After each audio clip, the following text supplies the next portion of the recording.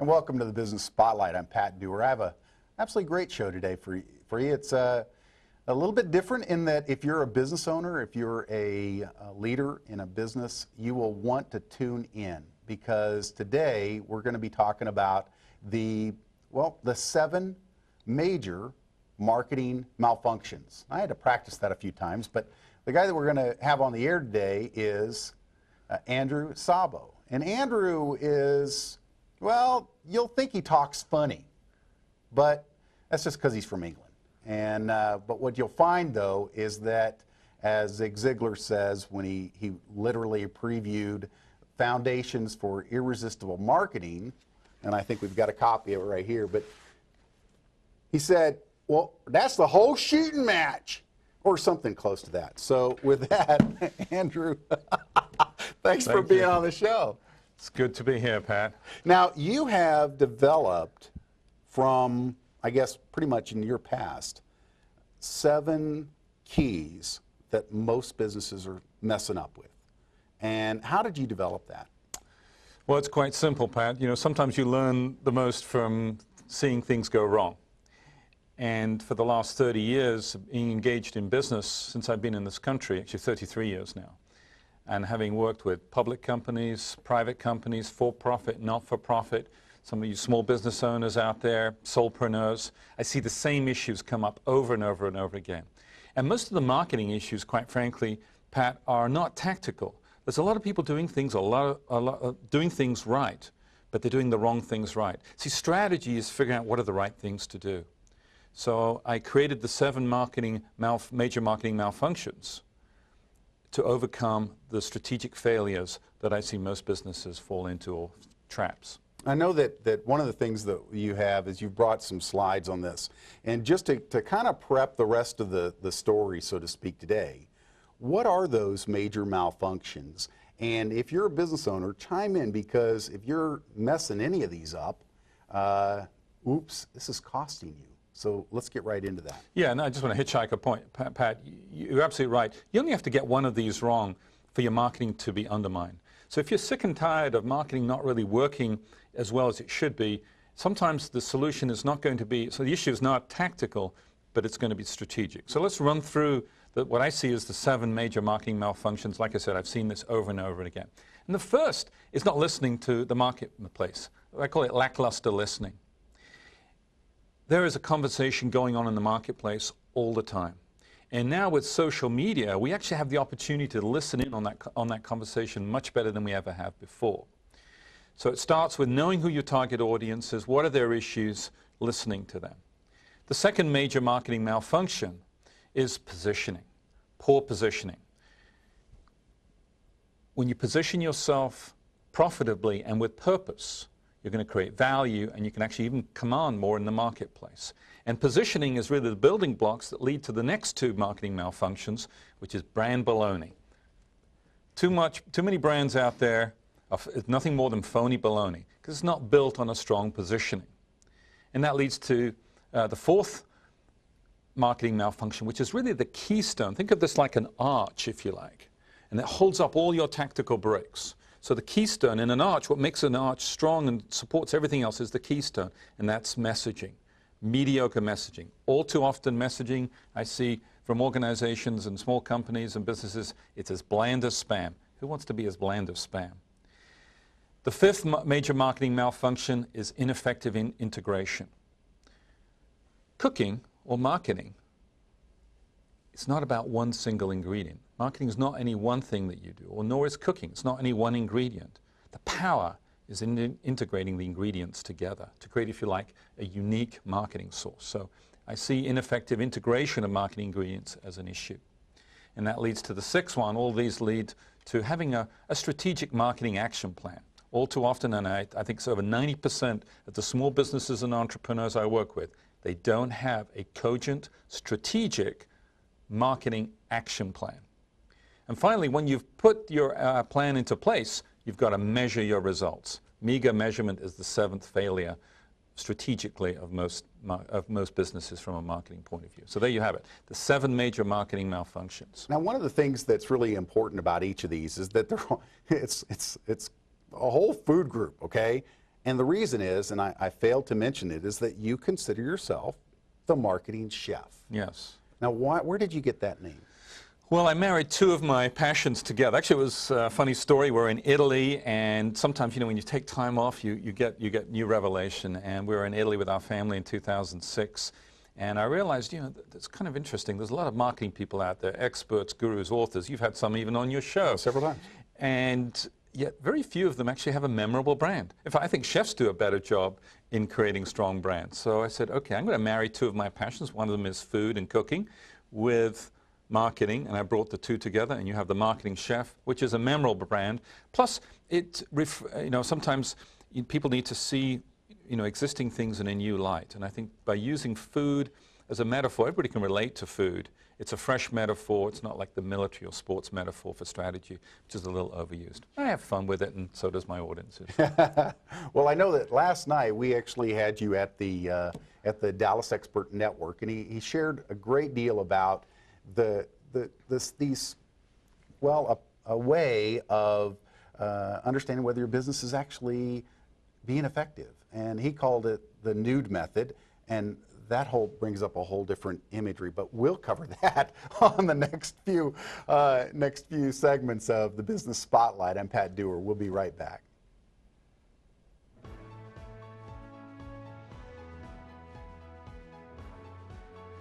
You can become a published author. Discover a system that will lead you from idea to having your book on the bookshelves. Bob Baer pulls back the curtain at the More Power to Publish workshop. Watch and learn how to follow the step-by-step plan to turn your idea into a published book. Learn more at morepowertopublish.com. And welcome back to the Business Spotlight. Today my guest is Andrew Szabo, and Andrew is the marketing chef. We're talking about becoming, simply irresistible. So to become simply irresistible, Andrew, what are the keys? What are the key ingredients to stay in your genre? Well, as I mentioned about the 7 marketing malfunctions, the antidote to that, if you like, is becoming simply irresistible. Because think about it. If you're simply irresistible, then you just have to have it. When something's irresistible, think about a food or an experience, right? You have to have it. Well, shouldn't our offering be so irresistible that people have to have it? I mentioned one of the keys is poor positioning. It's one of the starting points. So that leads into your brand and your messaging. So if you don't get the positioning right, you're off to a bad start. So let me share the key to becoming irresistible from a positioning point is by getting nude. N-U-D. It's an acronym. And it's actually one of my collaborators on this was Scott DeGraffenreid. He actually did a lot of research about what makes companies or products highly referable. And I realized in my conversations with Scott that if something's highly referable, its positioning must be irresistible. And he studied 350 different variables, and it came down to 4 things have to be present. And think of it like the 4 food groups. If you are missing one of the food groups, it doesn't matter how much protein or dairy you have, if you don't have the grains or the fruits and vegetables, then it's an imbalanced meal. 4 letters, N-U-D-E. N stands for novelty. There needs to be something novel about what you do in your business. And not just the fact that you're new, of course, but what I mean contextual novelty. In other words, there's something new about how you do it. Just like in cooking, there are no new ingredients, but what makes cooking unique sometimes is combining ingredients together or presenting them in a novel fashion. So sometimes the novelty you have in your business is how you present yourself, how you bring things together in a novel way. Sometimes it's how you do something new. So obviously, even my own brand, there's a novelty to it in bringing food and marketing together. To my knowledge, nobody's really done that before. People say that's novel all the time, so there's novelty there. U stands for utility. It's got to be something useful about what you do. It's not just the first level of utility, but it's really, why is that important? So ask yourself, what's useful about what you offer? And then say, well, why is that important? And then ask the next question, and once you got that answer, why is that important? It's like peeling back an onion, and you'll find the true essence of what's really useful about your offering. D stands for dependability. You've got to have dependability, consistency, and demonstrate that, whether that's through testimonials, endorsements, case studies, all those things definitely demonstrate dependability. And E stands for economic benefit. Now, that's not necessarily financial. Of course, that's ideal if you can show the financial benefits of what your offering provides. But also, it could be something like peace of mind. You know, as a parent, right? If there's something to do with our teenagers, you can't put a price on peace of mind. So there are other things that can provide an economic benefit which are not necessarily financial. So there you have it, NUDE. Now, you do a lot of speaking, professional speaking. You do a ton of consulting with every size business out there. But one of the things that I know I want the audience to really take away from today are how can they begin to correct those mistakes and implement the nude policy, if you want to call that. Is there an example of somebody that you've worked with that is that would highlight that, a couple of those points? Well, I have dozens and dozens of examples, but let me share one example. A woman entrepreneur, she was actually a pioneer in her field, developed a new product, but found over a period of time after 10 years that her competition had taken over, really taken over her space that she dominated in the beginning. And in fact, when I first got to talk with her, she had had 8 straight quarters of declining sales. Now, just by listening to the marketplace, repositioning their offering to a different target audience with a different message, we also brought their brand into the 21st century, used some new ingredients integrated together in a different way. Of course, we had a written strategic marketing action plan. We put that out there. So those 6 ingredients together changed everything. And in the last year that I worked with her, sales increased by 42%. 8 straight quarters declining sales, 42% increase in sales. All by just repositioning, new message, changing the brand, using a different combination of ingredients. That's the difference that strategy can make in your business. How did it become, how did that implement the nude experience? What was new, novel, utility? Great question. What had happened is they became a small fish in a large pond with that particular target audience. So what we did is we repositioned them, we positioned them with a different target audience. So all of a sudden they became the big fish in a whole different pond. Right. And if you're familiar with blue ocean strategy, that repositioning took them out this sea of where it was very confined, highly competitive, took them into this blue ocean where they were the only fish, new target audience, and really the essence of their offering became new because they hadn't been offered to that audience before. And so there was a system that you set in place. As we're going into these next few segments, what are we going to get in the next few segments? Well, one of the things that this process I've developed a lot with larger companies, and really my passion is for the smaller businesses, and because they are the heartbeat of America. So they're going to get, like we're about to wrap here on this one, but they're going to get keys to growing their business, whatever the size? Whatever the size, from a solopreneur to the small business owner. That's great. Well, we'll be right back right after this. Thank you so much. This is the Business Spotlight.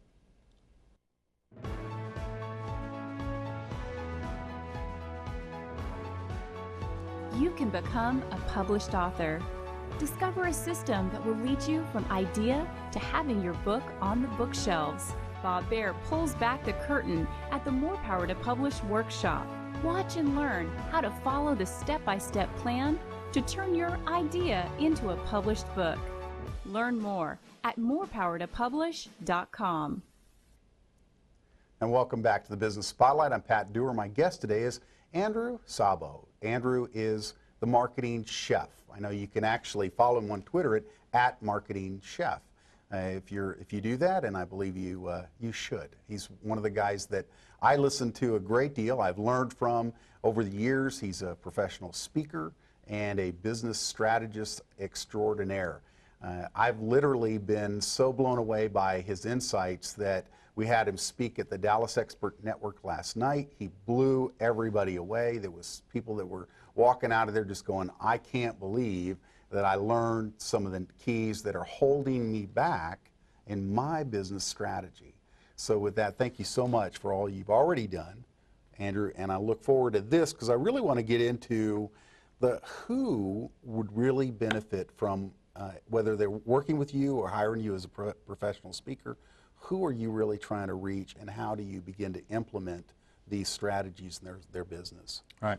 Right before the break, as I mentioned, I've developed, this has not been something I developed overnight. This has been just years and years and years of experience, and I've worked with many larger entities. And the power is in the process. Right.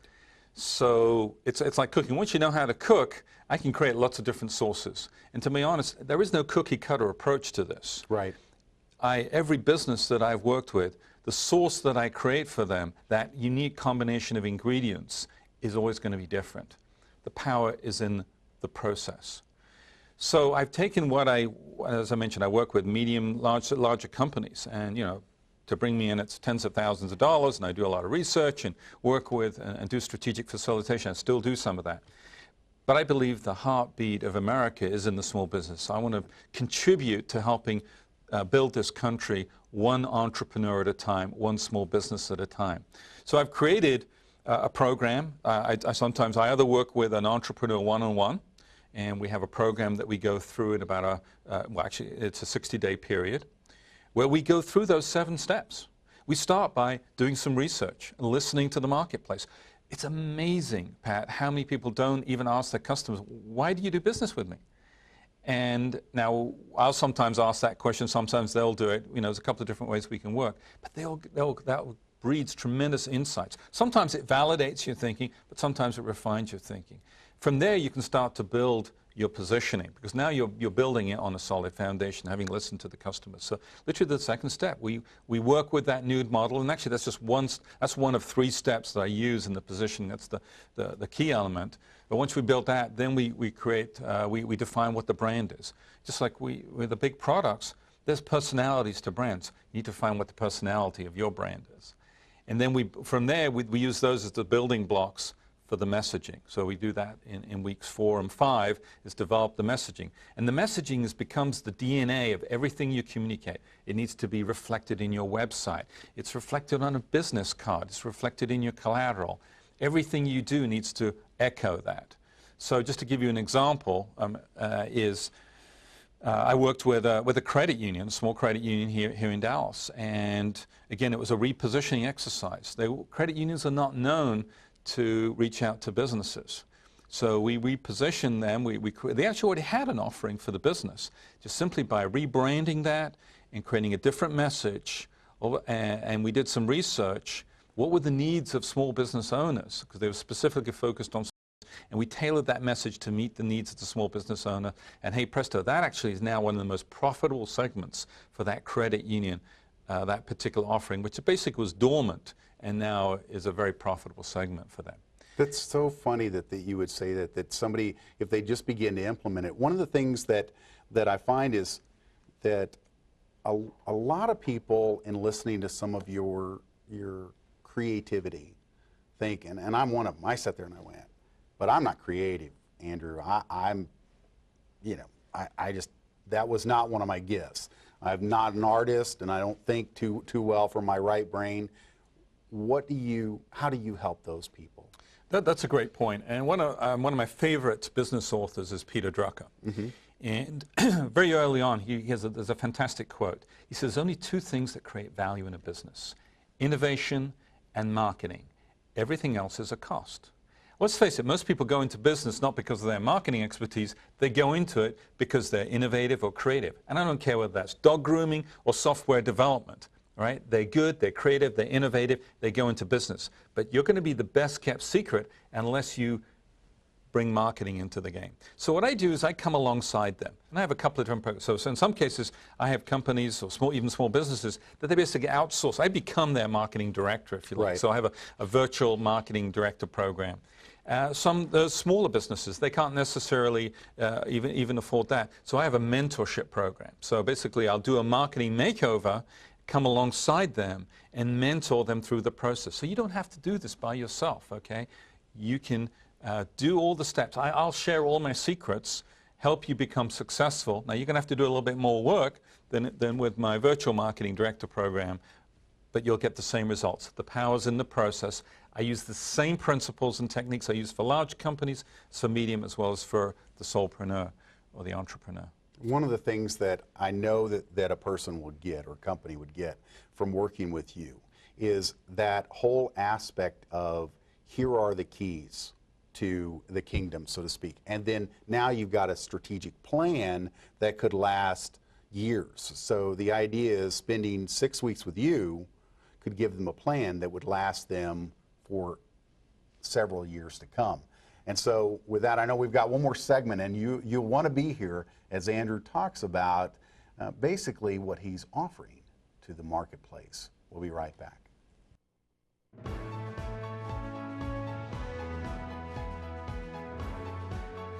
You can become a published author. Discover a system that will lead you from idea to having your book on the bookshelves. Bob Baer pulls back the curtain at the More Power to Publish workshop. Watch and learn how to follow the step-by-step plan to turn your idea into a published book. Learn more at morepowertopublish.com. And welcome back. This is Pat Dewar. My guest today is Andrew Szabo. Andrew is the marketing chef. He's a professional speaker, author, and business consultant in the DFW area that, well, in my opinion, the guy's a genius. Now, he talks a little funny, as you've probably already heard, and if you haven't, then you'll hear right now. So thank you again, Andrew, for being on the show today.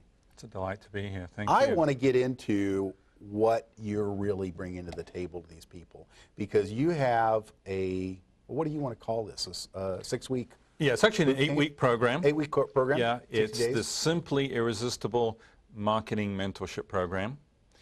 You can actually find it on the website. It's actually called marketingmakeover.tv, marketingmakeover.tv. Yeah, I think got it on. And essentially this 8-week program will, and it's fully guaranteed, it will revolutionize the way you think about marketing and what you're doing. Because if you want to build a house, you want to build it on a rock and not on sand. Right. Strategy, doing the right things strategically, make sure that your business is built on a rock, a solid rock. As I mentioned, these 7 areas, the marketing malfunctions, we shore them, each one of them up. So make sure that, hey, you're listening to the marketplace, that your thoughts about how they perceive you is correct. So literally we'll do some research. So week 1 is all about research. Week 2 is all about positioning. Weeks 3 and 4 is about the messaging. Remember, that's the cornerstone of that strategic arch. Then we'll flesh out the marketing ingredients. Now, this is an interesting part. We haven't talked about this yet. But there's 107, actually I'm working on a new book right now called Irresistible, Your Recipe for Revenue Generation. Actually up to 175 marketing ingredients. There's no shortage of ingredients in the marketing pantry. The question is, what's the right 20 to 30 ingredients that are right for your business versus somebody else's business? So we have a process that I take them through this audit where we select what's the right ingredients which are strategically appropriate for that business. And then we also say, okay, how are you using your current ingredients? Does it match up to the message that we've developed in the previous week? So we go through that audit process. And out of that, we then prioritize the marketing ingredients that we're going to implement in the first 30 days, 60, 90 days, 90 to 180 days. And by the way, this is good news for a lot of you small business owners out there, but 2/3 of those marketing ingredients don't necessarily cost money. They may take some expenditure of time or creativity. So there's a lot of things you can do in marketing your business that don't necessarily cost money. By the way, I should probably define what is marketing. You know, when I first started speaking, I asked people, what is marketing in 3 or 4 words? You know how many different answers I would get, Pat? Tons. I would get as many answers as there were people in the room. You know, in 3 words, my definition of marketing is everything you do. In 4 words, it's everything you don't do. Because everything you do and everything you don't do sends a message. So that means even how you answer the telephone is a marketing instrument, a marketing ingredient. So that's a very important part of the whole process that leads to the plan. So I'll take a client all the way through those things, and then in the last couple of weeks, we start implementing the first couple of elements that's going to make the biggest impact to their business in the shortest possible space of time with the least amount of investment. One of the things that's really key is that, I know we've talked a lot about marketing, we've talked about you and helping clients and things of that nature, but a lot of business owners think that they either sell a widget, use a widget, do a widget, whatever it is, but the fact is that everybody is a marketer if they get the idea that you can build the greatest widget. You said it kind of a little bit earlier. You can build the greatest tool or technique or service, but if nobody hears about it, Right. nobody learns about it. So one of the ingredients that has to be there is you've got to understand, you've got to learn enough marketing to be effective. Would you agree? Or? Yeah, I think one of the worst quotes in the world, one of the biggest misdirects, was whoever said this, that if you build a better mousetrap, the world will beat a path to your door. That is absolute nonsense. If you build a better mousetrap, you simply have a great mousetrap and a best-kept secret without marketing. Right. So marketing is creating the demand for your great widget. You've got to create the demand. You've got to create awareness for what you do. Sales converts that demand. So you need to have both work hand in hand too, because people get confused. Well, marketing and sales, I just need to sell it, right? I just want to sell, because everybody wants the revenue. Yeah, right? everybody wants just the... we want to get to the end result, right? Cash deposit. Yeah, I want to come to a nice dinner party at the end, right? I want the end result. But no, you've got to do some cooking first, and then you've got to serve it up. I look at marketing and sales, it's like a restaurant, you know? Marketing is the kitchen. It's the back of the house. It's what goes on in the back. And I started in the hospitality business, so I know what it's like. Sales is the front of the house. That's the direct interaction with the customer. So you're creating the demand, converting that demand, and guess what? After you've sold it, you're still marketing because you want to accelerate your business. That's called customer service. There's marketing elements to that. So you've got to take it all the way through. Now, people should get a hold of you how? Well, there is my main website, which is themarketingchef.com. But if you're a small business, an entrepreneur, solopreneur, and you're interested in this 8-week marketing makeover, go to marketingmakeover.tv. Marketingmakeover.tv. Like I said, you're going to get the same principles, the same tools and techniques that I give to the larger companies, which are literally, they'll pay tens of thousands of dollars for. And I'm taking you through a mentorship program in 8 weeks. And how should they let you know that they kind of learned about it here? Well, Marketing Makeover TV, and there is a promotional code, DOER, D-O-E-R. I like that. D-O-E-R. You like that? Yeah, it's an implementer. You know? And that way we know that it's, because you see, I like to, again, remember the 7th element is measure your marketing. I want to measure the outcome of the show. So it's marketingmakeover.tv, Andrew Szabo. Andrew is the marketing chef. I've worked with him for a number of years, and the things that, just talking to him and spending time with him, and I've found that the guy just really gets it. And I know he can, in a sense, help you get it, and then Help you become simply irresistible. Yes. That's what you want to be. Simply irresistible. If you want to become simply irresistible, go to marketingmakeover.tv. This is Pat Dewar. This is the Business Spotlight. And the Business Spotlight is about letting business owners tell their story into the marketplace to deliver, well, the goods so that other people get where they want to go. This is Pat Dewar. We'll talk to you all next time.